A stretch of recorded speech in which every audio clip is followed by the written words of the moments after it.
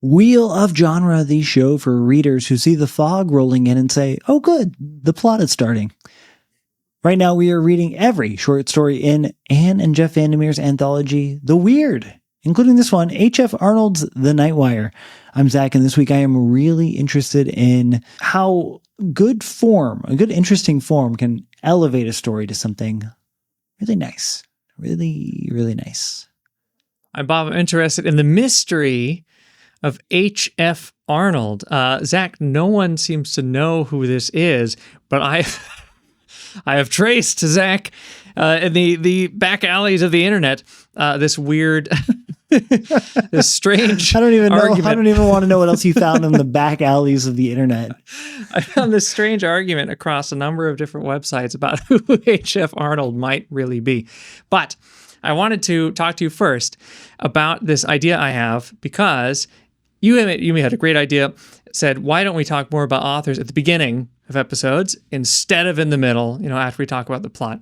And I have this proposal for you, Zach, that we should call for the death of the author. I think in our current day and age, yes, I do think this. Now, AI can use any author's work at any time, and authors are writing not just to write, but also to never be forgotten. They want to leave something down for posterity. When we read what's his name? Ellison. Oh, see, it's already happening, the death of the author. He was saying he's trying to write for posterity. He wants to be remembered. He wants to be a part of the community or a part of society for a long time, part of humanity for a long time. But I think now we are losing the author. So we've always talked about death of the author and analysis. You shouldn't be talking about the author's life, but I think we need to discard that and start bringing in the author's life more often into the interpretation of a text. Because if we don't, the author will truly be dead and be forgotten, because now AI can just use anything they write and then author it for themselves, because there is no copyright protection for these authors. AI can write in the style of anyone, and it's not technically them, so they don't owe any money to this person. But that doesn't work because nobody knows who H.F. Arnold is, Zach. Well, we do know a couple of things about him. So he wrote two other stories beyond this one, The City of Iron Cubes in 1929 and When Atlantis Was in 1937, which is a crazy spread of years between all these publications. So, I guess the thing is you can imagine someone who probably didn't want to be known, maybe an insurance salesman, middle manager, I'm kind of imagining him as, who says, hey, I got a family, I got a pension, I'm not trying to get the boys laughing at me at work, at lunch hour over my monster stories. I just kind of want to tell a yarn and send it off and get it published, and then I go back to selling earthquake insurance at the office. I'll tell you one thing, though. I read in the introduction of this story that some people believe that he must have been a journalist. Now, I read that in their sparse author biography, and I closed the metaphorical book. It was an ebook. I didn't exactly go up and hit X, but I closed the metaphorical book because the idea that this person wrote a short story which features a journalist as a character, and legitimate critics and historians of the craft say, well, he must have been a journalist himself, is probably the laziest thing I could possibly imagine. like a serious-minded individual to put down on paper and sign their name after it. Well, the author of Call of the Wild was a dog. So from the back alleys of the internet, Zach, the Wikipedia article, the front alleys, mainly comes from two main sources. And one is Tellers of Weird Tales, and one is Weird Fiction Review. Now, from Weird Fiction Review, it's about one paragraph about Arnold. It says H.F. Arnold, and it gives a few things we've already said. He's the author of Nightwire. And then 5 sentences in, it says, the Nightwire is perhaps... And the article is never finished. Never finished. That's all it has, is that beginning paragraph, and it's been years. Now, Tellers of Weird Tales is really strange because that's its own spooky mystery right there. No, this is spookier. Tellers of Weird Tales. Okay, originally this entry went up December 21st, 2018. Now, it's got all of this biographical information that is where all of the Wikipedia stuff comes from about Henry Ferris Arnold Jr. However, the author comes back in 2021 and says, but I don't think he was the right HF Arnold. And so I have moved and stricken through the biographical information I have for him. So all of the stuff from Wikipedia is from this, and it's just wrong. Now there's this conversation. It's not wrong. It's not wrong. It's not wrong. It's not wrong. Sorry. It's that the author no longer believes it's right. Subtle distinction. I know. Okay, you're right. So the author of this no longer believes it's right. However, someone else, a few minutes later in 2025, same day, December 21st, they say, I have reason to believe, and this is an anonymous post, I have reason to believe that H.F. Arnold was Alabama newspaperman Henry F. Arnold Sr., 1910 to 1973. I can't say he was our man for sure, but the case in favor of him is better than that in favor of Henry Ferris Arnold Jr. above. However, someone 1 year later, anonymous, says, yes, this is my grandfather. Henry Ferris Arnold Jr., the information in the paragraphs that were crossed out is accurate. They ask them, please report this to the author of this blog so we can find out for sure. Never responds. Nobody knows who H.F. Arnold is, which I think is great. I think I'm ready to throw my own hat in the ring. Okay.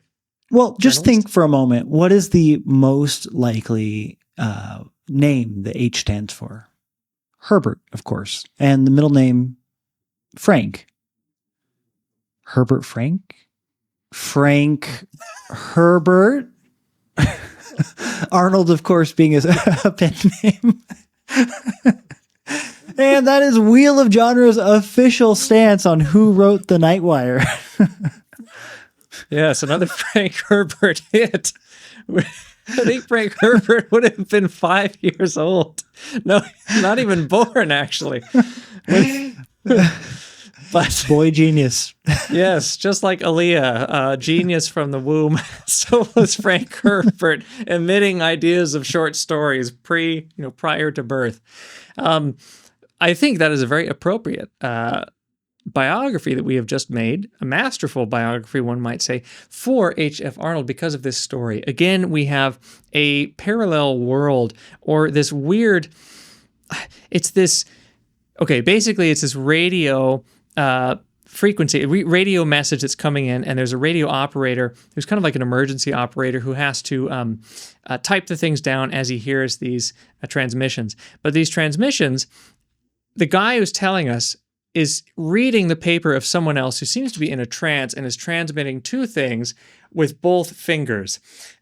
Now, as this is coming in, it's this emergency of this fog pouring into this city called Zebico. Now, as this fog turns in, people are panicking, people are running. The fog seems to be making people a little bit crazy. It gets worse. They start seeing bodies falling down in the street, and it seems like the fog itself, there's something dangerous about the fog. Eventually, as more messages come through and the narrator is reading it from this guy in a trance, we find out that there are these weird creatures. It's almost like, very similar actually to The Mist by Stephen King. And this might have been an inspiration, I don't know. Or The Fog by John Carpenter. Or The Fog by John Carpenter, that's true. This, I feel like, is similar to this story of we can't really tell who this person is, because we can't really tell. Zebico is a fake place. We can't tell where this place is. Is it a parallel place? But it seems to be really happening because the person who is transmitting these messages, the narrator eventually finds that he is dead, and he has been dead for like a half hour. And as a dead body, something has possessed him. So his dead body is still he's writing away these transmissions. Well, he said he infuriatingly, I might add, taps a typewriter with one finger. He's a one-finger typer, which is probably an even greater sin than the two-finger typer, which I think most people, do.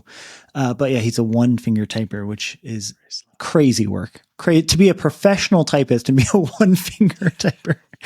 But so a lot of questions, a lot of things going on here.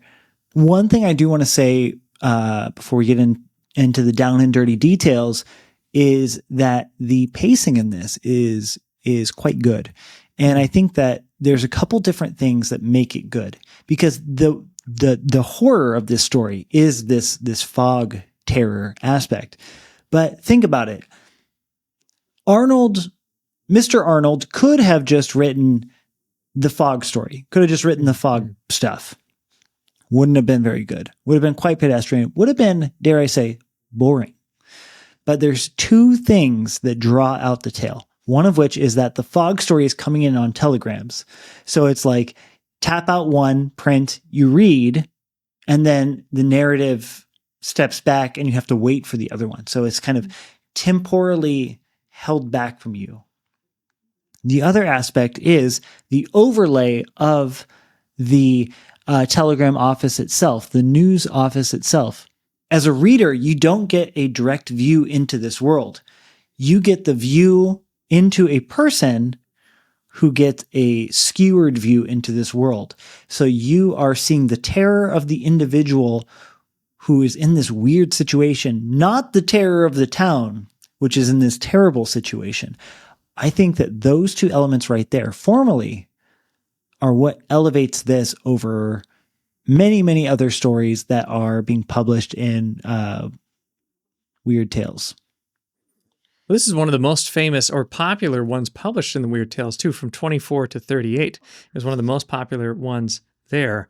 It reminds me a lot of Rabindranath, the idea of kind of cutting off a story or having this kind of temporal delay, this suspense through the actual form. It reminds me of Rabindranath Tagore's The Hungry Stones, because it's almost like a frame story where we hear this ghost story and then the teller of the tale just is gone.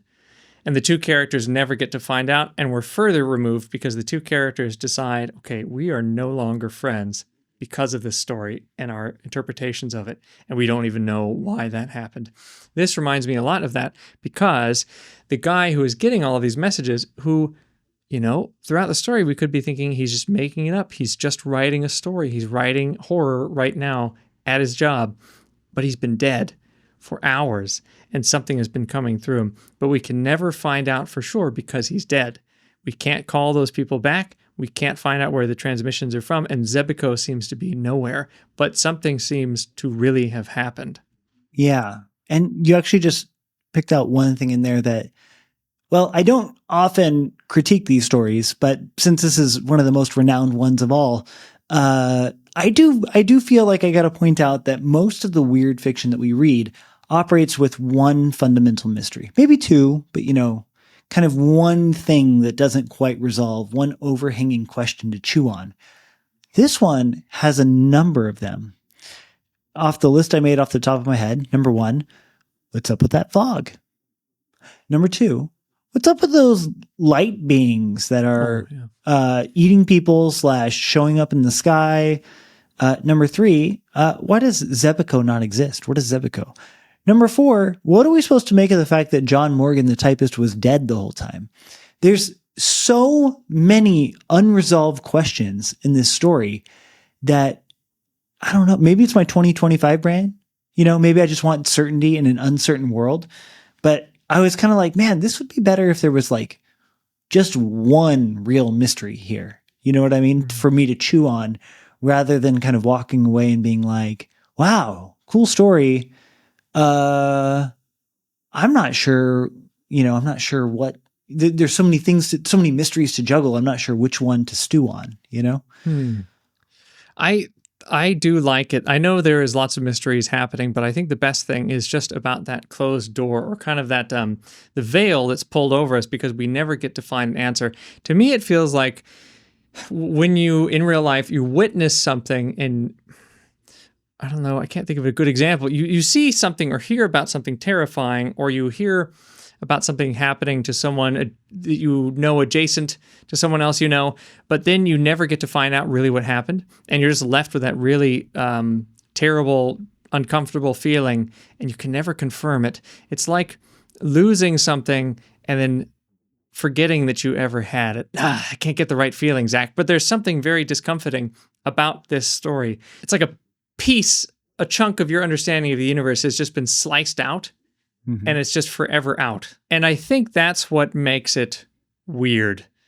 That terrible feeling that there is another universe, these bad things are happening, and it could be coming towards you, because it seems like they're a little bit worried that this fog could come towards them too, because he looks out the window and sees fog later. But is he just imagining, associating his reality with this, fictional world that really could be fictional? Maybe it doesn't exist at all. And now he's starting to fear that. Fiction is influencing him so much that it's changing his psychology. It's making him terrified.